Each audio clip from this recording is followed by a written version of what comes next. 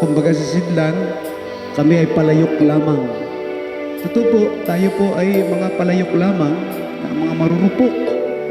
Pero kahit na po tayo ay mistulang palayok, marurupok, ay pwede man tayong pagsidlan ng pinaka-the best na grasya na ibinibigay ng Panginoon.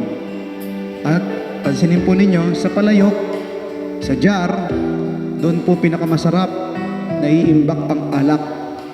Kaya pagbalik ninyo sa inyo pong mga MSK, kahit na may karapukan, kayo pa rin ay ginagawang channel o sisidlan ng malaking grasya ng ating Panginoon. Yun po sana ang inyong makita. Kahit na tayo ay tila mga palayok na marurupok, ay isinisilid ng Panginoon dito yung kanyang napakahalagang grasya para sa ipaglingkuran at ang paglingkuran din po natin ang ating kapwa. Kaya po yun po sanang makita ninyo, huwag nyo makita na, Father, ako po'y mahina, dami akong kasalanan, dami akong kahinaan, dami akong kakulangan. Ang mga alagad ay ganun din po.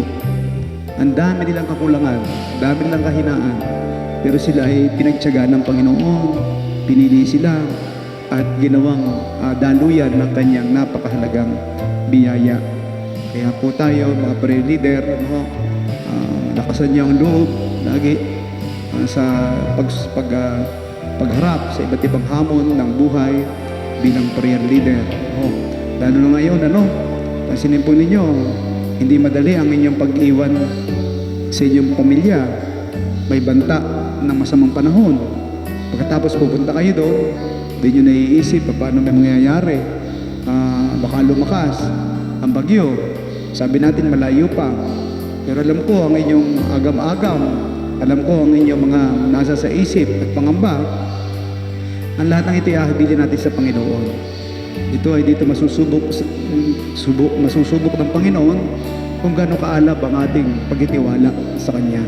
At sigurado naman po ako, ang Diyos ay hindi magpapabaya at hindi ito baliwala sa Panginoon. Itong gagawin ninyo na sakripisyo, alang-alang sa pag-ibig sa Kanya at sa sambayanan na inyong pinaglilingkuran.